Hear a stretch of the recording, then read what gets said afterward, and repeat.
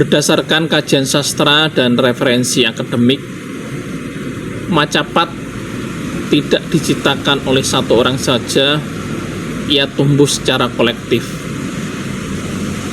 berkembang kuat pada akhir masa Majapahit dan semakin matang saat Jawa memasuki era Islam. Para pujangga Jawa, empu sastra, hingga para wali seperti Sunan Kalijaga, Sunan Bonang, dan Sunan Giri menggunakan Macapat sebagai media dakwah dan pendidikan moral. Ajaran hidup tidak disampaikan dengan paksaan, melainkan lewat tembang. Karena tembang mudah diingat dan pelan-pelan masuk ke hati.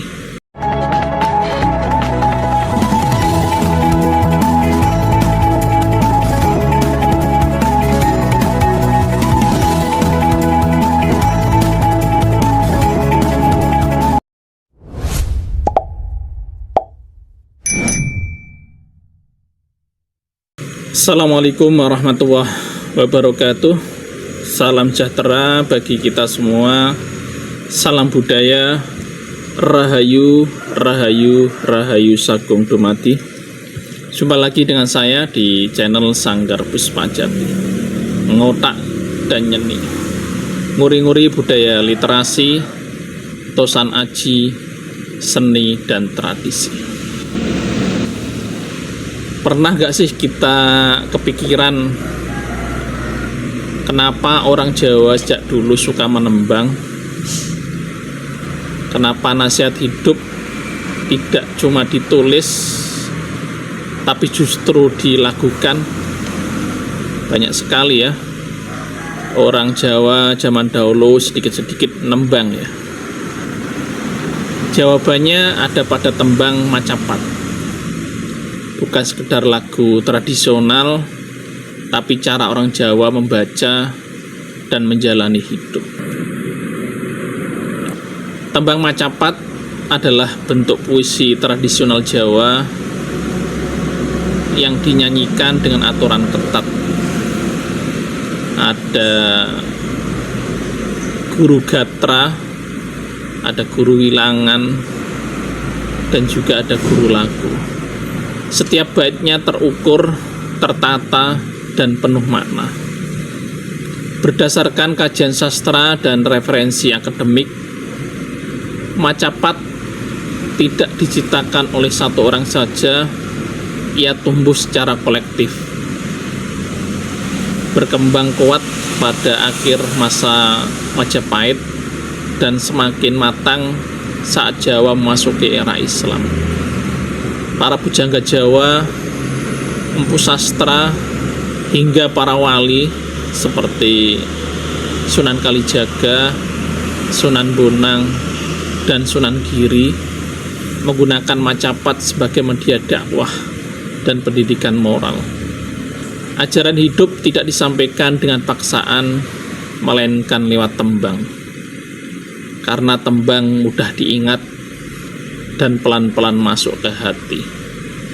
Sejak itu, Macapat hidup di tengah masyarakat, ditembangkan di langgar, di rumah, di padepokan, bahkan di sawah. Ia bukan milik keraton semata, tapi milik rakyat. Dalam pandangan budaya Jawa, 11 tembang Macapat menggambarkan perjalanan hidup manusia dari sebelum lahir hingga kembali ke asalnya. Yang pertama, Mas Kumambang. Ini melambangkan roh manusia yang masih di kandungan, belum berpijak, masih bergantung, rapuh namun penuh potensi. Hidup dimulai dari ketidakberdayaan. Yang kedua, Mijil, artinya keluar, menggambarkan kelahiran manusia ke dunia. Tangis pertama, napas pertama, awal perjalanan hidup. Yang ketiga, Sinom, simbol masa muda, hijau, segar, penuh semangat, namun belum matang. Fase belajar, mencoba, dan sering salah. Yang keempat, kinanti, berasal dari kata kanti atau tuntunan. Manusia mulai mencari arah hidup, guru, nilai, dan pegangan batin. Yang kelima, asmaradana, yaitu fase cinta dan gejolak rasa. Cinta yang menguatkan tapi juga bisa membakar jika tidak disadari. Yang keenam, gambuh, berarti cocok dan menyatu, melambangkan komitmen, penyatuan dua jalan hidup, sering dimaknai sebagai pernikahan. Yang ketujuh, dandang gula, yaitu fase kemanisan hidup, kemapanan, keberhasilan, buah dari proses panjang. Namun disinilah manusia diuji, lupa diri atau tetap eling. Yang kedelapan, durma, yaitu melambangkan memberi dan berbagi. Manusia tidak hidup untuk dirinya sendiri. Kuasa tanpa welas asih akan melahirkan kerusakan. Yang kesembilan, pangkur, maknanya menepi atau mungkur ya, mengurangi hawa nafsu duniawi, menata batin, dan mulai berdamai dengan diri sendiri. Yang kesepuluh, megat ruh, megat ruh ya, yaitu terputusnya ruh dan raga, kematian. Sebuah kepastian yang harus disadari, bukan ditakuti. Yang terakhir yaitu pocong atau pucung, yaitu jasad yang telah dibungkus kain kafan. Namun tembang ini sering dibawakan ringan. Pesannya jelas, hidup itu sementara, jangan terlalu melekat pada dunia. Macapat bukan sekedar seni suara, ia adalah kitab kehidupan orang Jawa tentang lahir, tumbuh, mencinta, berkuasa, berbagi, menepi, dan akhirnya pulang.